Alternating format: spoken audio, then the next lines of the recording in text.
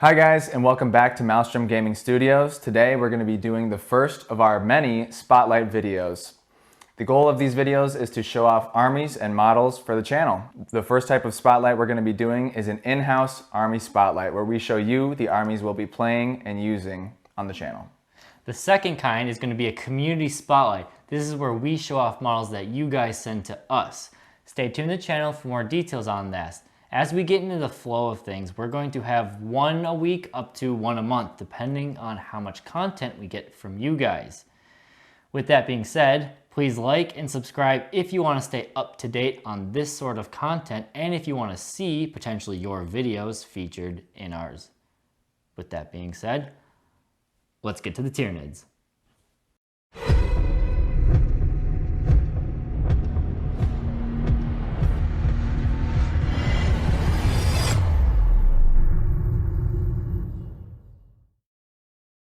Welcome to the Hive Mind. This is my 7,000 points of Tyranids here. It's been a long time coming. I'm happy to show them off, and it's been a while since I've actually had them all on a table like this before too.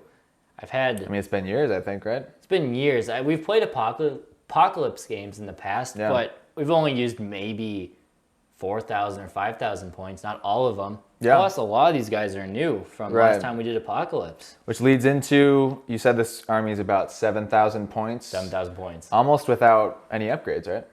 Yeah, the only upgrades I accounted for when it came to 7,000 points are things like the guns, like my Tyranofexes. I counted for their 5 points on that. I might have touched on the Carnifexes for their points, but everything else is pretty much bare bones in terms of their upgrades points. It's a hefty army. 7,000. I'm assuming if I actually put true upgrades on them, it would be just over 7,000. 7.5 maybe. Ooh, maybe. Depends on the upgrades, I suppose, doesn't it? All the big guys will probably have their upgrades. Yeah. Hive Tyrants will probably gain a couple, 20, 30 points each. I count for the wings on a flying Hive Tyrant versus the Foot Tyrant. But definitely. Yeah, 7,000 points.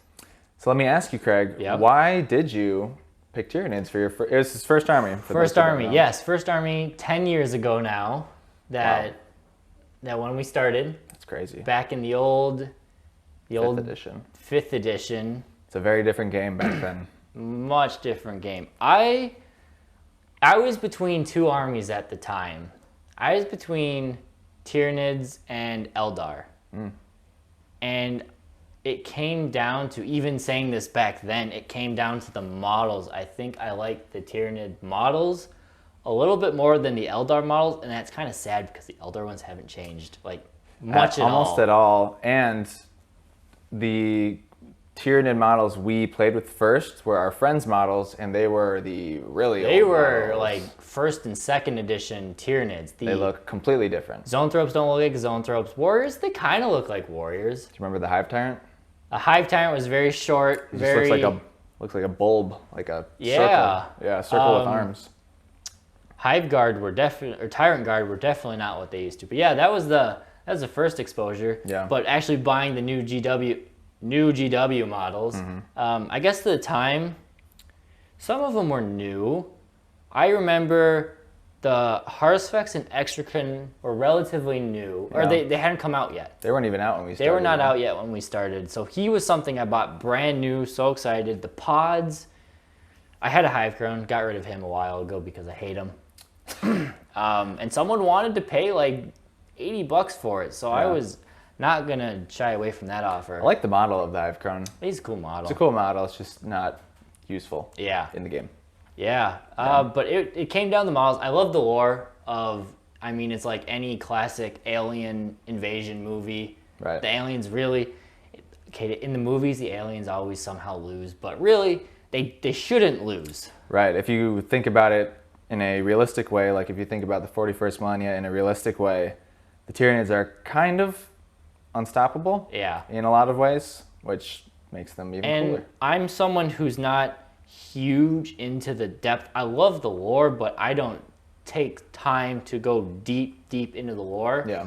And that kind of is good for Tyranids because they're not deep in They're the not lore. deep. No. So they're not great for, like narrative stories. I mean, the Tyranids come, they either eat and win and move on, or they die. Yeah. There's not a whole lot to it. It's true. Unless- the coolest stuff of the lore, this is kind of a tangent, but the Yeah. coolest stuff of the lore is their incredible reproductive cycle. Just, yeah, I guess. the way that they, the adaptation and the sheer volume at which they can pump things out and change. That's cool. it is cool. Fast-paced evolution, but Yeah. yeah.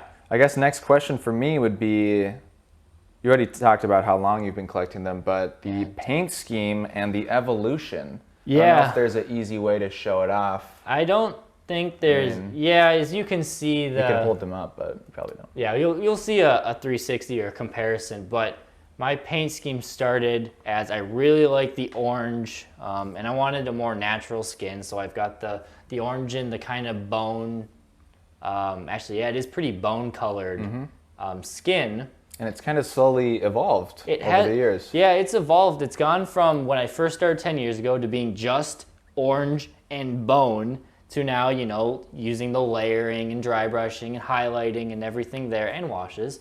But it's now evolved into, instead of being just stark orange, it is more that traditional Kraken, but it blends into orange on the highlights, which I like the color more. It doesn't hurt your eyes as much. You're looking at a sea of orange. I think it actually, it's a bit bright. It's a bit hard to, when you're looking at a full army, things don't stand out as much if it's a big bright color. If your base coat is already like as bright as it can get, it's hard to highlight it. Exactly. And doing the darker red and then going to the orange, I still have that element of my old paint scheme, the orange in there, but it's toned down.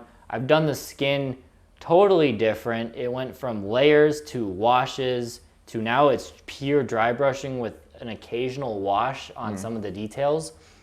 For me, it's faster.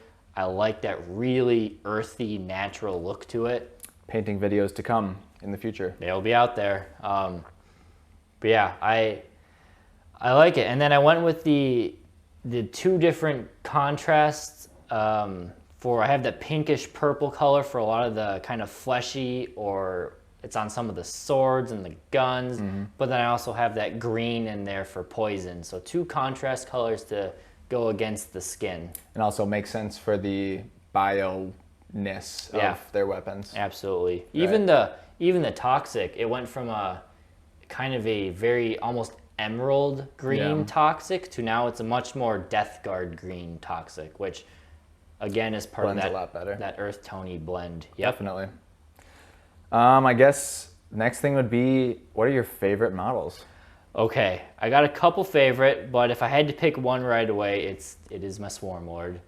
The centerpiece. The centerpiece of my army. He is slightly custom built. It's based actually off of, there's a piece of artwork from the 5th edition Codex where the Swarm Lord actually has bone swords and not bone sabers. Oh. That was when I first started. I'm like, oh, he's got bone swords. And then they're technically bone swords and sabers. The sabers are smaller than the swords. Right. But they don't look nearly as menacing as the bone swords. Right. So my Swarm Lord technically has loadout of 2 sets of bone swords, but they're played as bone sabers because they're bigger, better. Yeah. They stand out. I would say also probably explain, here's a regular Hive Tyrant. Explain the height difference and how you achieve that, maybe. So I used the tail on the Flying Hive Tyrant, and I had a Dreadnought kit laying around. Those old squat Dreadnoughts didn't really have a use for them too much. And Blood of Baal is always the center of the Tyranid lore in terms of fighting, it seems like. So I painted up Blood Angels as a Librarian Dreadnought, and I was able to get the height out, so his tail is coming underneath the Dreadnought, and it looks like he is leaping off of the Dreadnought, giving him that height because, as a lot of people will say, the Swarm Lord or the Hive Tyrant kit, at least the foot version, it's a little small compared to what you think a Hive Tyrant should be. Especially when you see official artwork and pictures, they're enormous and menacing. So this allows him to still have some extra height. Yes, he can be targeted even easier now. Sure, he stands out more, but he looks way cooler. he looks a lot cooler. Yeah. I spent a lot of time painting him. He's in the new paint scheme, but instead of being a fast dry brush like I used on my new Gene Stealers or my new Gaunts, I really was careful and meticulous with this layering and the dry brushing to get that very soft, smooth blend on the skin, which I love. I'd say it works out pretty good on him too. What about the, I guess, most recently painted model is the higher spec right there? Yes, you guys have seen by now. If you haven't, go look for it. Right. Yep, he was in the How to Magnetize Your Exocrine Harusfex, so you can play him. So technically, I have 2 Exocrines. This one's not magnetized because I didn't have the idea back then when I bought him. I was still young and scared of magnets back then, but I have since grown and adapted. But now you have this beautifully Now painted, I have this guy. He's awesome. high respects exocrine. Yeah, I'll probably, well, competitively, he's going to be run as an exocrine, but I'm going to use the Harusfex as many times as I can because he's just so fun. He'll be on the channel a lot. He'll be on the channel. Say that. The same with the Tyranofexes. This one is also magnetized to be a Turvagon or a Tyranofex. But really, Turvagons aren't great right now, so you almost never need 3 Turvagons. So it's normally 2 and 2. The new paint schemes, they're fun. Anything else that really stands out as I love?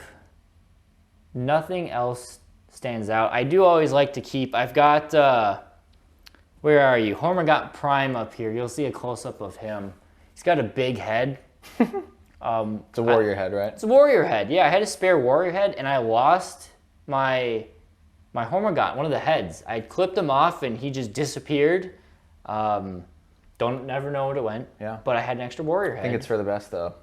So it's funny with Hormigont Prime because a lot of people, when I'd go to like a shop and play against somebody and they don't know Tyranids, they're like, hey, what's that sergeant do? Is he like extra tacklers? You're like, oh, no, he's nothing. He's got a big head. He thinks he's important, but he's nothing. He just hangs out. Yeah. We kind of make him the completely unofficial Hormigont leader when we play. Yeah, he's got as many wounds as I have Hormigons, so he's always respawning and making sure he's alive to lead the Hormigons into battle. Right. I think maybe if I can add, I think it might be good if at some point maybe here you show your first Termagants, which still have the original paint scheme, show your newer ones, and kind of, for people who are new at painting, show them that you just stick with it. Yeah, absolutely. I improve will. A lot. We'll put a 360 up there. You can see side by side of Jerry, my first Termagant, who is layered of the same paint, and of a newer Termagant I've got down there. So they look a little bit different. A little bit different. We'll say that. But yeah, you just stick through it, you practice, you learn, and I'm still even the Harusfex. I painted parts of him differently than I painted the Swarm Lord, and they're months apart.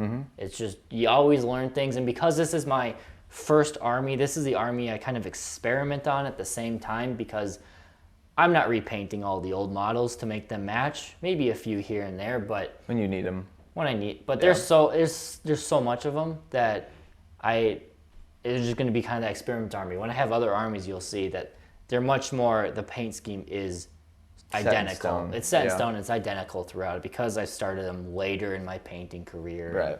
Things like that. Yeah. Yeah. All right. Well, I guess another bigger question here is: do you have any other major goals for the army? Things you want to add, and any certain point tally you might want to get to? Yeah, it would be cool to hit 10K. It would be for army. Apocalypse things. I want to have at least a good unit from every entry in the Codex and in Forge World. Yeah, that'd be nice. So what I'm missing out of the Codex, if you haven't picked it out already, is that I am missing my Biovores. Right now I have a single Pyrovore that I proxy in. Sometimes I forget he's not actually a Biovore, but he's almost always I love the Pyrovore model. He is resin, so I hope he gets an update. Yeah, that'd be cool in the new Codex to get a Pyrovore Biovore multi-kit. Yeah, it is a good model. I need Biovores, but I kind of want to do either a conversion or wait for a new kit. If they don't come out with a new kit in the next Codex, then I'll probably convert my own. Yeah. I'd like to have a group of at least 3 of them. I'd like to have a group of 3 Pyrovores. Right. I need Raveners. I would love a block of 9, maybe not even, at least 6. 6, yeah. At least 6 Raveners to play around with. Yep. I want 10 more Hormigons. Actually, I have 8 more to be painted. So just 2 more Hormigons so I can run 2 blocks of 30. More Gargoyles. Again, I just want a block of 30. Mm-hmm. And then, you know, another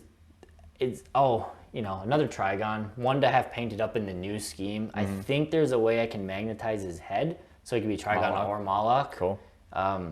That would be a great one. I've got a good chunk of Zoanthropes, maybe one more Broodlord. I have 40 Gene Stealers, 10 for my, or actually 14 for my Gene Stealer cult. Maybe you'll see them in the future. But if I get a few more, then I can have a block of 20. I can run 60 Gene Stealers. That'll be fun to do, a full 60. That would be. And one last goal. Forge World. Yeah, I want the big boys. I want the enormous things. Not only do I want the hero duels, I want 2 of them at least if I can like magnetize out their arms. 2 different kinds of hero duels, right? The barbed hero duel and the scythe hero duel. Which we've gone over on the channel. My goal, I think what I want to do is do 2 scythe hero duels, but magnetize the arms on the scything talons and get custom scratch built arms that I can magnetize up for. Use both. Yeah, what I'm looking at is the rupture cannons on the Tyrannofexes. Sure. Because I have at least 2 of them laying around for my Tervagons. It'd probably fit the best too because they're larger models. Yeah, if I can put, I'm short 1, but I can find the bits for it online. But he's dual wielding rupture cannons. Yeah. And magnetize it in. That way I only need to buy 2 kits and I can run them as 2 barbed or 2 scythe hero duels. Sure. Need those. I would love a Dimakaron. Yeah. Right now, apparently they're all the rage for Tyranid players, especially in competitive. They look good, but I just don't have any suitable proxy really for one. Probably one of my favorite Forge World models for Tyranids. Really cool. I would either scratch build one or get one of those. Would be awesome. How about isn't there a huge... Oh, of course, yeah. So the Harridan, the flying one. Oh, there's 2 here. Yeah, so there's the flying Harridan. He would be cool. And then the Hierophant. Yeah. I will have one of those before the Harridan. Harridan will probably be last. Thing, yeah. But bam, right here. We'll need another table, for sure. What? Yeah, we might need an extra. To play a big game like that. To play a big game? Yeah.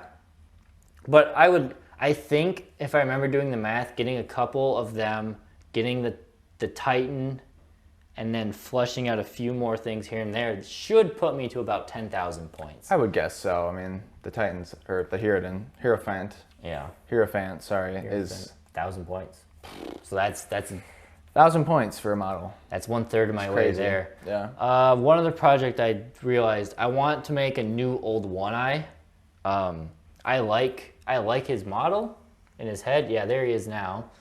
But I want a bigger one, similar to what I did with the Swarm Lord. Yeah. I want something that stands out a little bit more. He deserves it. He does. The Tyranids they're not like a character army. No, so not at all. Nice to make their unique guys stand out. Yeah, we can't really, I mean, there are some amazing kit bashes and stuff online of Tyranids, but it's a little bit different than, a Space Marine captain or something like that.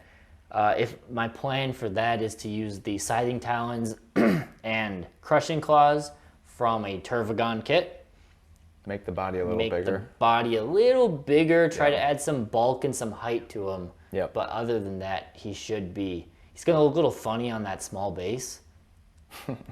But that's the way he is. That's the way it is, yeah. Yeah, so, and then get another Carnifex, so that way I will have 5, 6, 7 Carnifexes, including Old One Eye. Sure. That'd be pretty good. Yeah. I think I have one more main question, and I'm sure we've touched on this in other videos, but what units do you personally want to improve in this upcoming Codex so that you can use them more and have more fun while you play? So for anyone who's watching this in the future, this is 9th edition, pre-9th edition Codex. For the Tyranids. For the Tyranids, at least. Yeah, so some things I would love to change. Major things.